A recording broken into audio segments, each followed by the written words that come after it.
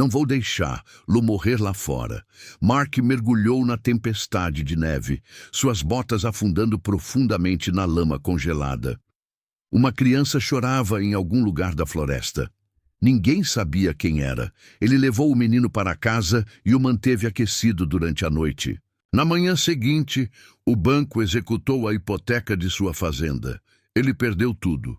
E então, ao amanhecer, 6 jipes militares cercaram seu celeiro, seus motores cortando o silêncio da manhã. Tipo 8. Se você acredita que a gentileza nunca é desperdiçada, se você curte histórias que revelam segredos e justiça, já se inscreve aqui no canal e vem comigo.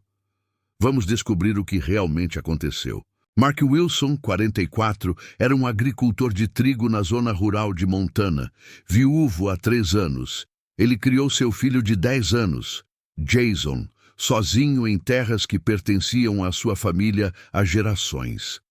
Este inverno tinha sido implacável. Primeiro, veio a geada precoce, que matou metade de sua plantação. Então, quebras de equipamentos esgotaram as poucas economias restantes. O banco havia enviado sua 3ª carta de advertência. O processo de execução hipotecária começaria em 14 dias. Naquela tarde fria e cortante, Mark estava consertando cercas quando percebeu movimento na orla da floresta. Uma pequena figura cambaleou entre as árvores, quase invisível através da neve que caía. Aproximando-se, Mark avistou um menino, de não mais de 7 anos, vagando sozinho. Suas roupas estavam rasgadas, seu rosto manchado de sujeira e lágrimas. Quando perguntaram seu nome, a criança apenas o encarou com olhos assustados. Você está congelando, disse Mark, tirando o casaco para envolvê-lo nos ombros do menino. Vamos te levar para um lugar quentinho. A criança não resistiu enquanto Mark a carregava de volta para a casa da fazenda. Lá dentro, ele acendeu o fogão a lenha, preparou uma sopa quente e improvisou uma cama ao lado da de Jason. Os meninos se avaliaram cautelosamente antes de Jason oferecer seu pijama extra e um precioso ursinho de pelúcia. Encontraremos seus pais amanhã, prometeu Mark, enquanto a criança adormecia, a exaustão finalmente vencendo o medo. Ao amanhecer, Mark ligou para o gabinete do xerife. O delegado Collins chegou 2 horas depois observando a situação, com desconfiança imediata. Você o encontrou ontem à noite, mas só nos ligou agora. A caneta do delegado pairava sobre seu bloco de notas. Por que você não relatou isso imediatamente? Estava quase escuro. As estradas eram perigosas e ele estava com hipotermia, explicou Mark. Ele precisava de calor e comida, não de uma viagem no meio de uma nevasca. O delegado tirou fotos do menino, que ainda não havia dito uma palavra. O rádio dele estalou com uma resposta da central. Nenhuma criança desaparecida. Os relatos correspondem à descrição. Precisamos levá-lo para avaliação, declarou Collins, categoricamente. E preciso de um depoimento completo seu. À tarde, os boatos já se espalhavam pela cidade. Aquele estranho Wilson mantém uma criança em sua propriedade.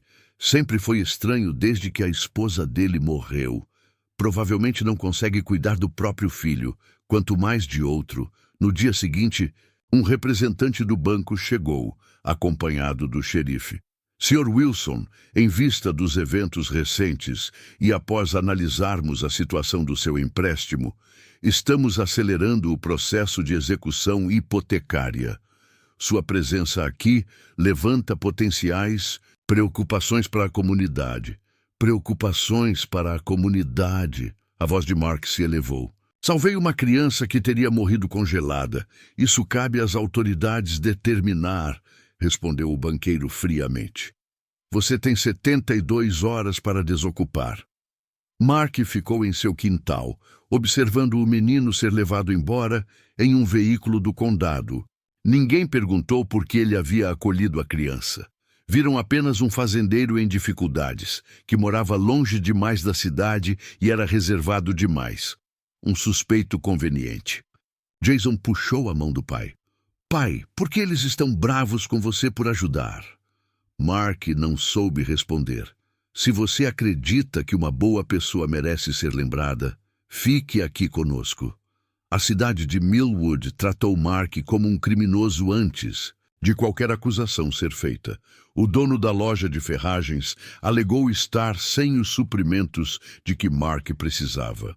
De repente, o restaurante não tinha mais mesas disponíveis quando ele e Jason vieram almoçar.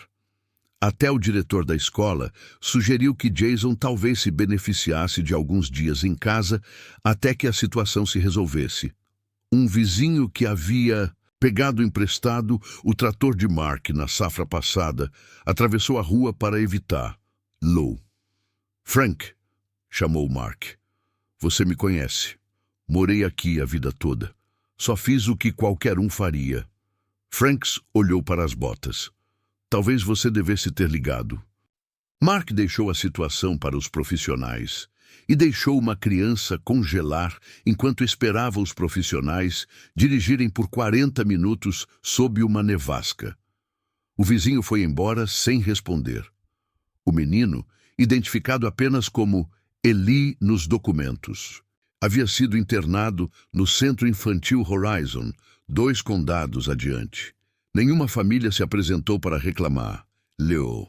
Ele permaneceu em silêncio, comunicando-se apenas por meio de acenos ou balançar de cabeça. Uma semana depois, o centro relatou o desaparecimento de Eli de seu quarto. A manchete do Millwood Gazette dizia: criança anteriormente mantida em fazenda suspeita, agora desaparecida. Mais uma vez, a insinuação era inequívoca. Mark foi chamado para mais interrogatórios. Ele estava sentado no escritório do xerife, com as mãos cruzadas calmamente, apesar da raiva que o consumia.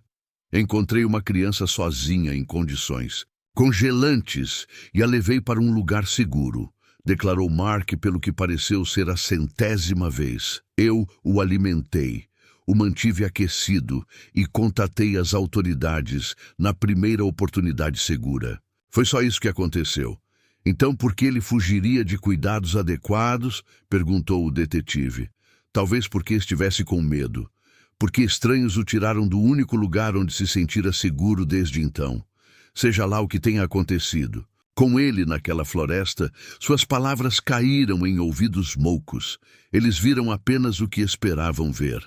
Um homem financeiramente desesperado, agarrado a uma terra que não podia mais pagar naquela noite. Faltando apenas um dia para o despejo, Mark e Jason dormiram no celeiro. A casa já estava lotada, com a energia elétrica desligada. Eles se aconchegaram sob cobertores de lã, tendo o calor persistente do gado como seu único conforto. Pai, e Jason sussurrou, será que algum dia voltaremos para casa? Mark acariciou os cabelos do filho, incapaz de mentir. Não seja, amigo, não é justo. Você ajudou aquele garoto. Você sempre me disse que ajudar é a coisa certa a fazer. É mesmo. Jason, sempre, mesmo que isso lhe custe, mesmo que nos custe a fazenda. Mark engoliu em seco. Mesmo assim, antes do amanhecer, Mark ouviu um som lá fora, passos triturando a grama congelada, e depois recuando rapidamente. Ao abrir cuidadosamente a porta do celeiro, encontrou um envelope no chão. Dentro havia um bilhete escrito à mão. Obrigado por salvar a vida do meu sobrinho. Ainda não podemos nos apresentar, mas saiba que você não está sozinho. A ajuda está chegando. Não estava assinado. A caligrafia era precisa, mas desconhecida. Mark leu 2 vezes e depois guardou no bolso. Uma brincadeira cruel? Uma mensagem genuína? Ele não tinha certeza, mas algo na caligrafia deliberada o fez hesitar. Mais tarde naquela manhã, enquanto carregava os últimos pertences na caminhonete, Mark notou como os vizinhos observavam por trás das cortinas, não com ódio, mas com algo que surpreendentemente se assemelhava à vergonha. Ninguém havia oferecido ajuda. Ninguém havia falado em sua defesa. A comunidade onde sua família cultivava há 3 gerações o abandonara ao primeiro sinal de impropriedade. Enquanto Jason subia na caminhonete, segurando sua mochila com seus pertences preciosos, Mark lançou um último olhar para a fazenda. Os campos onde ensinara o filho a andar de bicicleta, a macieira que sua esposa havia plantado. O solo que abrigou as pegadas de sua família ao longo de décadas. "Hora de ir, filho", disse ele baixinho. "Você já foi mal interpretado por fazer a coisa certa? Escreva injusto, se sim." O primeiro sinal de amanhecer estava surgindo quando Mark ouviu motores se aproximando. Não carros comuns, mas o ronco, característico de veículos militares. Tá curtindo a história? Então já se inscreve para não perder as próximas. Ele saiu do celeiro, onde passaram a última noite, e viu nuvens de poeira subindo na estrada de acesso. 6 jipes camuflados passaram rugindo pelo portão, formando um semicírculo preciso ao redor do curral. Cada veículo trazia insígnias que Mark não reconheceu, nem vizinhos comuns do Exército ou da Guarda Nacional, emergindo de suas casas, observando à distância. Alguém deve ter chamado o xerife, que chegou momentos depois, parecendo tão confuso quanto todos os outros. Mark permaneceu em pé, protetor, em frente à porta do celeiro onde Jason ainda dormia, com as mãos levantadas, ligeiramente incerto se estava prestes a ser preso ou algo pior. A porta do veículo da frente se abriu e um homem com uniforme tático saiu, sem patente visível, mas sua postura revelava autoridade. Ele se aproximou de Mark diretamente, ignorando a multidão que se aglomerava. "Senhor Wilson, sou o comandante Hayes. Estamos aqui para garantir a sua segurança." Antes que Mark pudesse processar essa declaração inesperada, outra porta se abriu. Uma pequena figura saltou. Eli, o garoto que ele havia resgatado. Logo atrás, vinha um homem alto, a paisana, com os olhos atentos, examinando constantemente os arredores. "Não entendo", disse Mark. O comandante Hayes baixou a voz. "A criança que vocês encontraram é Elias Thornton.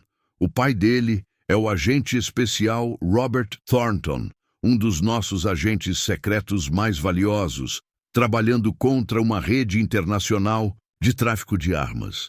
O civil, presumivelmente o agente Thornton, aproximou-se, mantendo o filho por perto.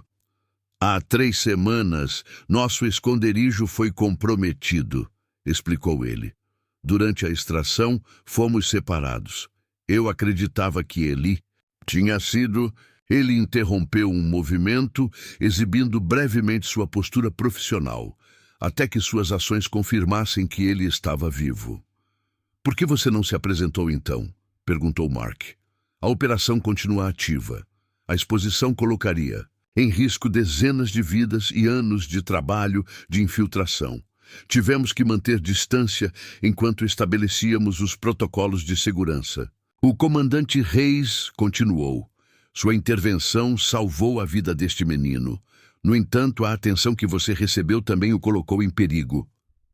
As mesmas pessoas que caçavam o agente Thornton eliminariam qualquer um que pudesse ter informações. Então, em vez disso, você me deixou perder tudo." Mark não conseguiu disfarçar a amargura na voz. "Não", disse Thornton com firmeza. "Estávamos monitorando, preparando o que você suportou. A desconfiança, o isolamento eram o preço da gentileza. Em um mundo que raramente a reconhece, mas não deixamos os nossos para trás, nem aqueles que os protegem." Reis gesticulou em direção aos soldados reunidos, que agora estabeleciam um perímetro ao redor da fazenda. Às 6h desta manhã, esta propriedade foi designada como abrigo temporário, sob proteção militar. A execução hipotecária foi suspensa enquanto se aguarda a revisão da Segurança Nacional. Uma policial se aproximou com documentos com selos do governo. Sua situação financeira foi resolvida por meio de um pacote de compensação confidencial pelos serviços prestados à Segurança Nacional. Mark ficou sem palavras quando Jason emergiu do celeiro, com os olhos arregalados diante da presença militar. Eli se desvencilhou do pai e correu até o menino, o primeiro sorriso genuíno que surgiu em seu rosto desde o resgate. O xerife Davis insistiu, exigindo explicações. Hayes o interceptou sem rodeios. Xerife, isso agora é um assunto federal. Coordenaremos uma coletiva de imprensa ao meio-dia para corrigir certas interpretações errôneas sobre as ações do Sr. Wilson. Os militares instalaram equipamentos de comunicação na cozinha de Mark. Ao meio-dia, vans de notícias nacionais se reuniram na entrada da propriedade. Uma declaração cuidadosamente elaborada anunciou que Mark Wilson havia involuntariamente prestado assistência crucial a uma operação federal em andamento, demonstrando cidadania excepcional em face do sacrifício pessoal. Da noite para o dia, a narrativa se transformou. Emissoras de televisão transmitiram imagens da câmera de segurança de Mark, mostrando-o carregando a criança meio congelada pela nevasca para um lugar seguro. Os mesmos vizinhos que o rejeitavam, agora alegavam nunca ter acreditado nas acusações. Naquela noite, enquanto militares faziam a segurança do perímetro, o agente Thornton encontrou Mark sentado sozinho em sua varanda. Meu filho não fala desde o ataque, disse Thornton baixinho. O trauma, mas ele falou esta manhã. Sabe quais foram as primeiras palavras dele? O fazendeiro está bem? Mark olhou para o celeiro, onde os dois meninos ajudavam os soldados a alimentar o gado restante. Lembrou-se de como você o carregou pela neve, de como o deixou dormir perto do fogo, de como lhe deu as roupas do seu filho e não fez perguntas. Quando não conseguiu falar, a voz de Thornton ficou rouca. Por isso que eu não podia deixá-los tomar sua fazenda. Algumas dívidas não podem ser medidas. Conforme a escuridão caía, os habitantes da cidade começaram a chegar, um por um. Deixaram flores no portão, bilhetes escritos à mão com pedidos de desculpas. Ficaram parados, sem jeito, com a vergonha evidente em suas posturas, até que os militares os escoltaram para fora. Eli se aproximou de Mark e pegou sua mão. Você me salvou. Ele disse as palavras com cuidado e ponderação, como se estivesse se lembrando de como usar a voz. Papai diz que você é um herói. Mark ajoelhou-se ao nível do menino. Sou apenas um fazendeiro que fez o que precisava ser feito. Qualquer um faria. Mas não, respondeu Eli com a sabedoria simples de uma criança. Você já fez. A escolha certa quando todos os outros se afastaram, sua história também importa. Um mês depois, a fazenda de Mark havia se transformado. A presença militar havia diminuído para patrulhas ocasionais, mas sua breve ocupação havia deixado melhorias em todos os lugares, equipamentos consertados, um celeiro reforçado e novos sistemas de irrigação. O empréstimo bancário havia sido quitado por meio de uma verba para desenvolvimento agrícola, que todos entendiam ser uma compensação governamental. Mark não havia enriquecido. Sua vida continuava centrada nos ritmos de plantio e colheita, nas tarefas da madrugada e no descanso noturno. Mas todas as manhãs ele cavalgava para verificar os campos com o filho e Eli, a quem agora acolhia enquanto o agente Thornton cumpria sua missão. A comunidade também havia mudado. Fazendeiros que antes evitavam Mark, agora o convidavam para os jantares de domingo. A diretora da escola se desculpou pessoalmente pelo tratamento dispensado a Jason. Até Frank, o vizinho que atravessou a rua em vez de falar com Mark, apareceu. Um dia com os filhos para ajudar a consertar a cerca sem que ninguém pedisse. Certa manhã, uma pequena placa de madeira apareceu na entrada da fazenda, colocada anonimamente onde um pai escolheu a coragem em vez do medo. Mark a deixou de pé. O agente Thornton visitava sempre que os protocolos de segurança permitiam. Durante uma dessas visitas, ele encontrou Mark inspecionando mudas de trigo no campo que quase haviam sido perdidas. A operação termina no mês que vem, disse Thornton. Solicitei a transferência para um cargo administrativo depois que Eli precisar de estabilidade. Ele vai sentir sua falta quando for embora, respondeu Mark. Thornton observou o horizonte, pensativo. Na verdade, eu esperava que ele pudesse ficar aqui meio período. Ele é diferente com você. Cura. Nós dois somos. Mais tarde naquela noite, enquanto vagalumes surgiam dos campos e os meninos os perseguiam ao cair da noite, Mark sentou-se nos degraus da varanda. A fazenda que quase lhe fora tirada agora vibrava com um propósito renovado. A comunidade que o havia abandonado agora o apontava como exemplo. Ele não se sentia ninguém especial. Simplesmente se recusara a ignorar o sofrimento quando tinha o poder de ajudar, independentemente do custo. Se isso o tornava diferente, talvez o problema não estivesse nele, mas em um mundo que fizera a compaixão parecer extraordinária em vez de esperada.